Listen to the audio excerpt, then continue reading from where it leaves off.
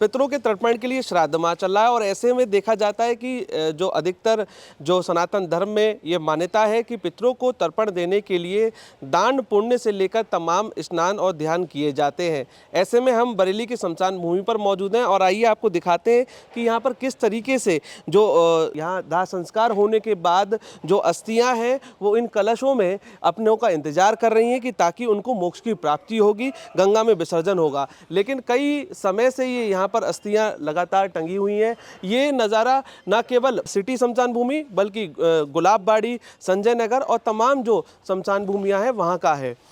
अधिकतर जो मान्यता ये है कि देखा जाता है कि दाह संस्कार के कुछ समय के बाद इनको गंगा में विसर्जित कर दिया जाता है, लेकिन किन्हीं कारणों के वश ये यहाँ पर जो लोग नहीं जा पाते हैं उनको इस तरीके से जो शमशान भूमि है वहाँ पर इनको व्यवस्थित किया जाता है और उसके बाद कुछ समय के बाद इनको ले जाया जाता है।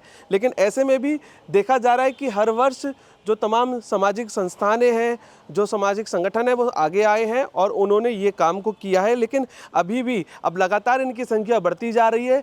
नए नए कमरों में इनको रखा जा रहा है, लेकिन जो है संख्या लगातार बढ़ने के कारण अब यहाँ पर दबाव बढ़ता जा रहा है और ऐसे में अब कुछ संगठनों के द्वारा भी यहाँ पर जो है पहल की गई है और वो इस जो श्राद्ध माह है उसमें ये काम करते हुए नज़र आएंगे। इनको मोक्ष की जो प्राप्ति के लिए जो यहाँ पर विसर्जन की जो एक मान्यता है उसको करते हुए नज़र आएंगे। यहाँ पर हमारे साथ मौजूद हैं सिटी शमशान भूमि के प्रबंधक, उनसे जानेंगे कि ये कब से हैं और अब इनके लिए आगे क्या काम किए जा रहे हैं। पंडित जी, जैसे श्राद्ध जो माह चल रहा है इसमें क्या मेन जो है हमारे जो सनातन धर्म में है नियम होते हैं?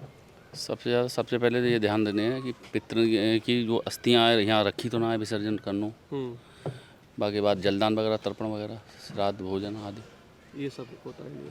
अच्छा, देखा जाता है कि जैसे दाह संस्कार हो गया, दाह संस्कार के बाद क्या नियम है? वैसे संस्कार के लगभग 10 दिन के भीतर अस्थि विसर्जन हो जाना चाहिए। अच्छा, और संभवतः क्या देखा गया है जैसे कि विसर्जन जो होता है तीसरे दिन जो है फूल उनको जो है एकत्रित करके ले जाया जाता है, कुछ लोग तुरंत कर देते हैं, तो क्या रहता है? कुछ लोग तुरंत कर देते हैं, अधिकतर लोग रख देते हैं बांध के, फिर वो भूल जाते हैं। अच्छा। साल भर, 1 साल 2 साल वो जब याद आती है तब आते हैं, तो ये काम सही ना है। ये सही नहीं है। यानी ये भी माना जाता है कि मोक्ष नहीं होता जब तक उनको गंगा में प्रवाहित नहीं कर दिया जाता है। जब तक अस्थि विसर्जन नहीं हुआ तब तक चाहे 10वां करो चाहे 13वीं करो कोई मतलब ही ना है, मोक्ष हो ही नहीं पाएगी। तो मेनली देखा जाता है कि गंगा में प्रवाह होने के बाद ही उनका तर्पण होगा। हाँ, सबसे पहले श्राद्ध से पहले विसर्जन अस्थि की जरूरी है। विसर्जन जरूरी है। अच्छा, ऐसे में क्या कुछ सामाजिक संस्थान भी सामने आई हैं जो इस बार जो है आगे आकर और जो जिनका नहीं हो पाया उनको जो है ले जाएंगे? हाँ, कुछ संस्था कह रही हैं हम करवा देंगे, वैसे तो अधिकतर हम ही करवा देते हैं सबके। अच्छा। और जो ले जाना चाहें तो उनकी श्रद्धा की बात है, यानी कि जो पितृ अमावस्या आती है उसको। हाँ।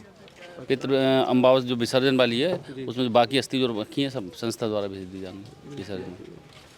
तो ये थे हमारे साथ पंडित जी जिन्होंने बताया कि जो पितृ अमावस्या है जो विसर्जन की, उसमें जो अस्थियां विसर्जन होने से रह गई हैं उनको अब तमाम जो सामाजिक संस्थानें हैं वो आगे आई हैं और उनका कहना है कि उनके द्वारा उनको विसर्जित किया जाएगा।